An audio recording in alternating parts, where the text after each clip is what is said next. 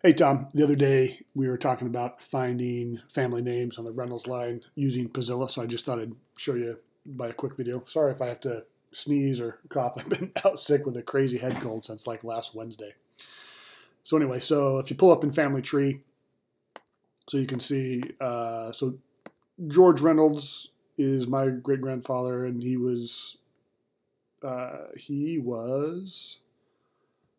brothers with your great grandfather, right? Frederick Mulroney Reynolds. Okay, yeah. So if you go back to a couple generations past that, say Belden Mulroney Reynolds, William Pitt Reynolds, Samuel Reynolds, and usually about 6 to 8 to 10 generations back is the best place to start in Puzilla.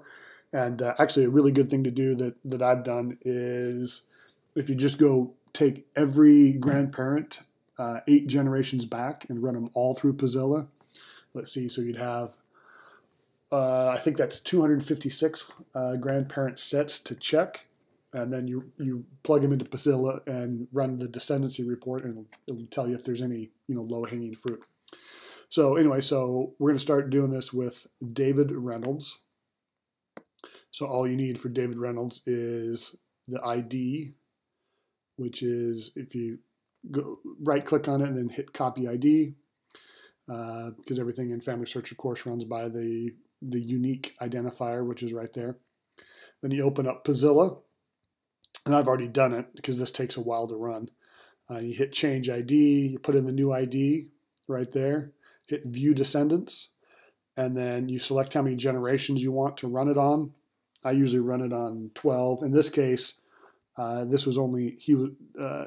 David Reynolds was only like 6 or 7 generations back anyway. Then you select ordinances. You want to see ordinances in green, and you turn off died before 16. That's died before 16 is a great hint for missing children and all that kind of stuff. So then when it runs, and it'll probably take 20 or 30 minutes, depending on your connection and all that kind of stuff.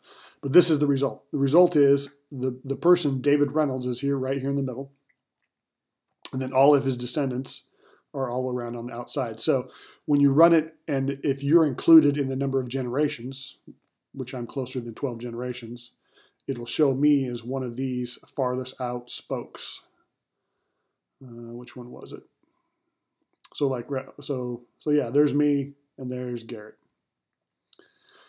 Depending on how the generations go, so this is even more generations back than me, but this person already died in 1990. So, just because the generations can fluctuate. Anyway, so then when you run it, you'll notice these green blocks right there.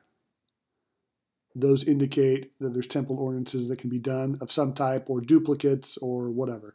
So the easiest way to check all of those is I just go usually the one above it, because it's sometimes hard to get the exact one because you're looking, it's just very fine movements of your mouse to get it on it. I usually just click the one above it, then click the View in Family Tree, and I do that on all of them. And it'll open up in different windows, and then you just go through and check them all.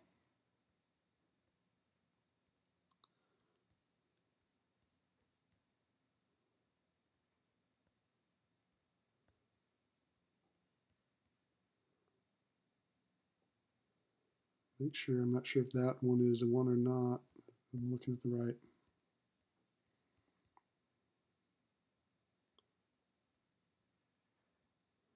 There is a way to magnify this to get it to show it to you a little bit more zoomed in, but I can't figure out how to get it to do it on this particular machine.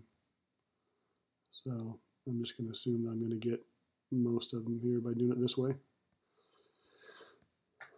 So then you have all these tab windows open up, and you just click View Tree, and it'll show you the tree on behalf of this person, and voila, there is some green temples.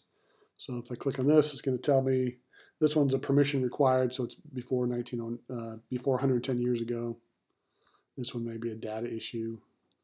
Not all of them are gonna pan out, but usually at the same time that I'm doing this, I'll usually go back and check a few generations, because what you'll find is when you're looking for names like this, they're going to be in groups. you're going to find 10 or 20 in one spot, which usually means that the data just became available, family search records updated, or something like that. So I'll go through and find a couple, and these particular ones I'll go ahead and reserve them on my account, and then just share them with your account. Permission required. There should be at least a few in here, but this is how it's done using Puzilla. And so I usually check, like I mentioned, I keep a log in just a notebook. I go back, I count back 8 generations, and I just run that all through Puzilla and see how many I can find. So even if you get all 8th generation back great grandparents run through Puzilla, by the time you get to the top of the list again, most likely more records will have been found or more things updated that you can run it again. All right, well, I'll shoot you these over. All right, talk to you soon. Bye.